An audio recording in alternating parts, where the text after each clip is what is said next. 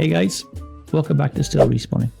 This is Devlog 13, and today I wanted to do something a little different. Unity gives you the option to take on bonus challenges in the Feed the Animals prototype.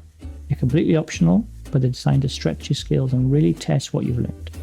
Now, I'll be upfront with you. I didn't finish all of them. Some I managed to get working, some completely stumped me. A couple I didn't even start.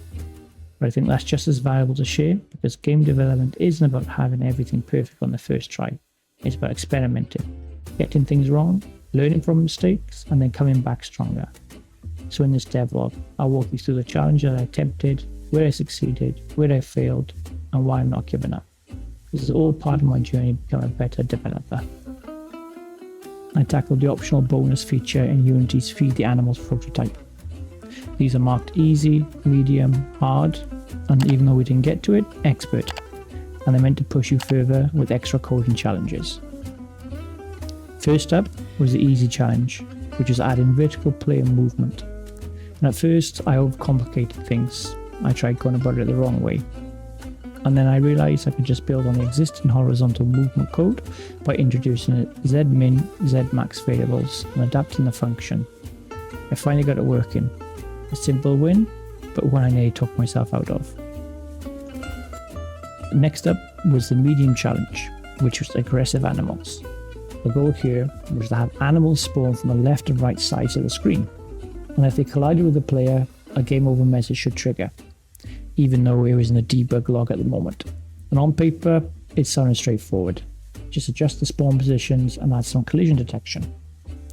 So I jumped into the spawn manager script and started building out new methods for spawn animals from each side.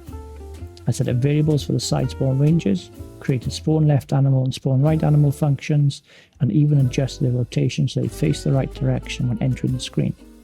In theory, it all looked good. From there, I moved into the destroy outer bound script and added a signed boundary check so any animals leaving the screen would be cleaned up.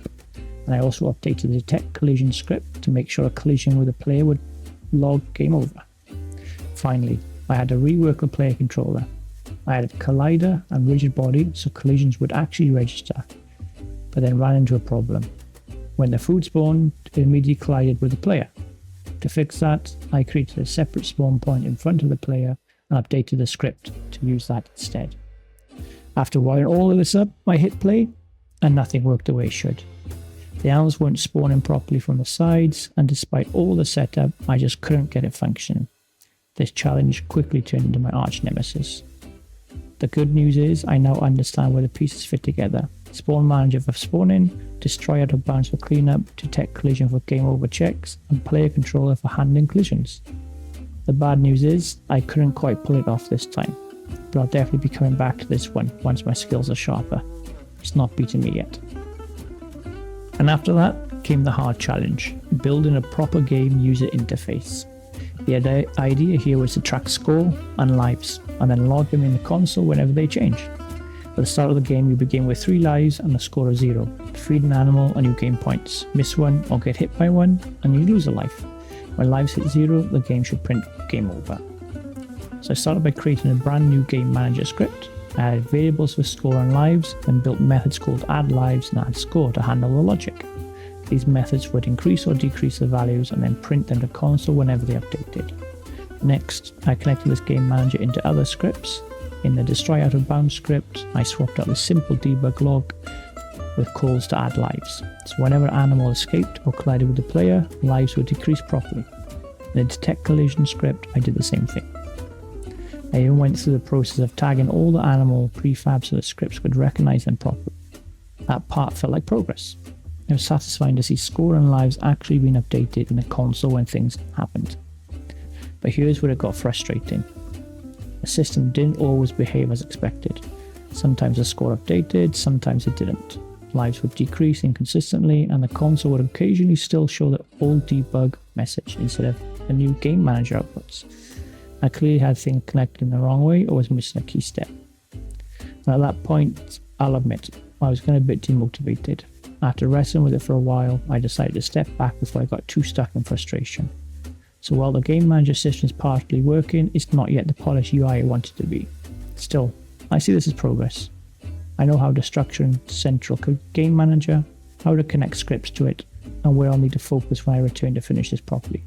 For now though, I'll call it partial success. Not fully working, but a solid learning step. Then came the expert challenge, animal hunger bars. I didn't even start it yet. That's what I'm saving for when I come back, ready to tackle all of these properly. So, let's talk about where this leaves me. I didn't complete all 4 bonus features, but the experience itself was huge for my growth. The easy challenge reminded me not to overcomplicate things. Sometimes the solution is already in front of you. For the medium challenge, I now have a much better understanding of how spawning and collision interact, even if I didn't get it working yet.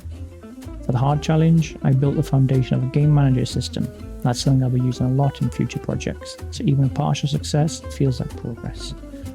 And maybe the most important lesson was this: it's okay to fail publicly. So often, devlogs only show success, a shiny finished feature or a wow moment. But the reality is you spend just as much time stuck, confused, or battling bugs that won't cooperate. Sharing that honesty is important, because it sets real expectations for anyone learning along with me. The great thing is, none of this work is wasted. The medium challenge might be my nemesis right now, but I'll come back to it later with fresh eyes and better skills. The hard challenge will eventually flip and turn into a working UI. When I eventually get to the expert hunger bars, it'll feel even more rewarding because I pushed through the earlier struggles. That's the journey I'm documenting here, not just the victories, but the process of learning, failing, and pushing forward. So Devlog 13 might not be a triumphant success story, but it's a real one. I hit walls, I stumbled, I got stuck, but I also grew. And I know I'll come back to these challenges and eventually beat them. If you're learning game development too, I hope this shows you that it's fine to fail along the way. Every mistake teaches you something, and every step forward, even the small ones, counts. Thanks for watching and for sticking with me through the ups and downs. If you want to keep following the journey, don't forget to like, comment, and subscribe.